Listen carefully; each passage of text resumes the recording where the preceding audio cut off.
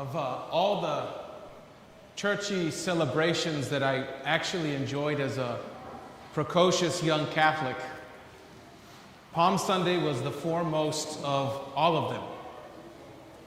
For exactly the reason you might be thinking. The palm frond. This not so modern fidget spinner provided me and many other kids plenty of moments for playing in the pews. My parents were relieved from stopping me from chanting in the pews as the priest chanted the words of institution. So every year without fail, my parents, sister and I would come early to church, which was a miracle in itself, to receive our fronds, and then start that ritual that would harness our collective excitement and the excess sugar. Making palm crosses. And we would make them just before the priest possessed with his aspergillium, this is called the sprinkler, to bless all of the wonderful palm fronds. I, of course, never finished mine on time. So I would always hold up my half-completed masterpiece, hoping for a couple of drops of holy water that will bump the project up to an A+. At least that's what I remember from my childhood about this day. This ritual helped me to focus on why we're all here in the first place. The death and resurrection of our God. And while these crosses are a far cry from the violent method of execution that was crucifixion, they serve as signs, reminding us of what kind of God and what kind of life we are called to. And though we might have expected from Luke's gospel some kind of mention of palm fronds and Jesus maybe actually entering into Jerusalem, we heard none of that this morning. But we were showed a more excellent way. And here's the way. Imagine this. There is a king. And no, not a king with his knights of the round table heading for a quest for the Holy Grail. It is a humble carpenter with a makeshift saddle made of cloaks, a colt or a donkey as his noble steed, being welcomed by crowds on the way to Jerusalem. Jesus is the new King David, coming with the power of God to usher in a new and everlasting kingdom, from Jerusalem unto the ends of the earth. The crowds were laying down their cloaks on the road, had this collective memory in mind. God had promised the coming of a figure like David, and the people had hoped that this David would be a quasi-religious, quasi-military leader, going forth with his knights into battle against the Roman oppressors. And with the weapons of war, they would slaughter all the Romans before David would sit on his throne as king.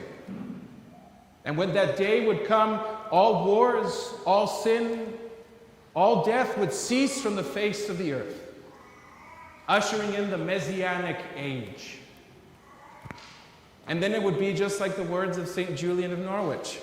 All shall be well, and all manner of things shall be well. And so the people casted their cloaks on the ground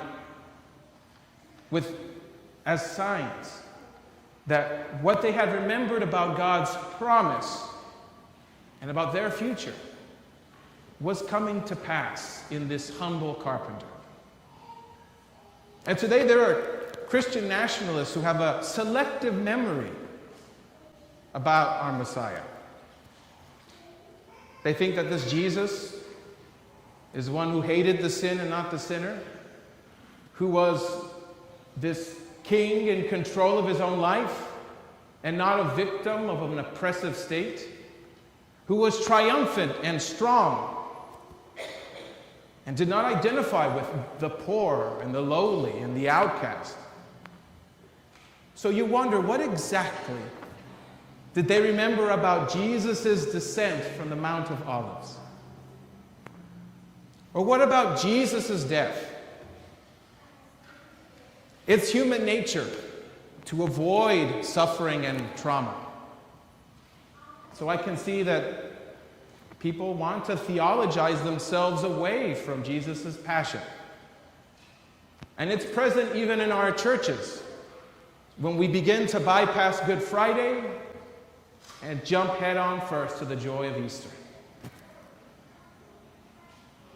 If we're honest, who really wants to remember and recount a story of weakness, suffering, the loss of bodily autonomy, pain, death,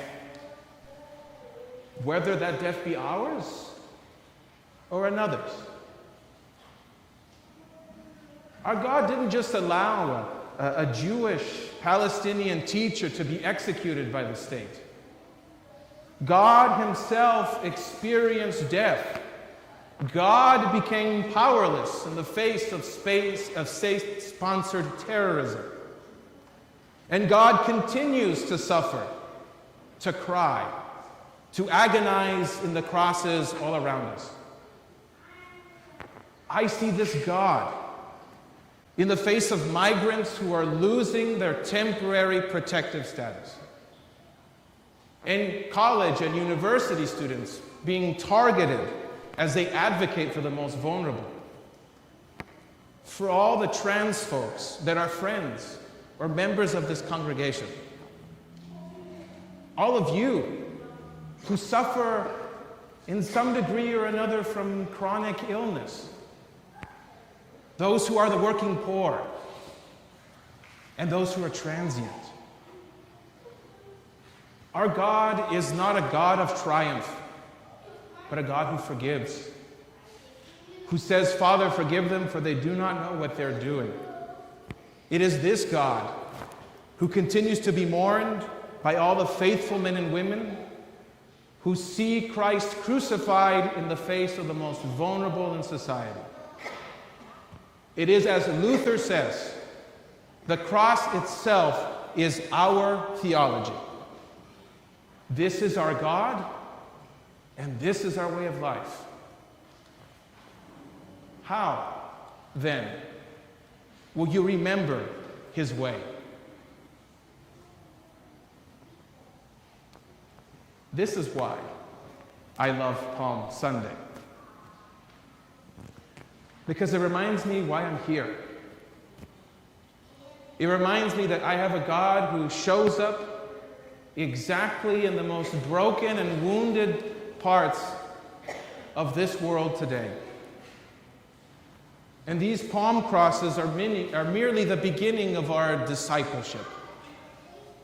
It is a life that does not turn away from places and people that are experiencing suffering, that are the very presence of God, active and alive today, being crucified once more. It is a life that turns towards every Golgotha around us. And so I wonder, which one of these crucified ones will you think about as we enter into these days of Christ's Passion?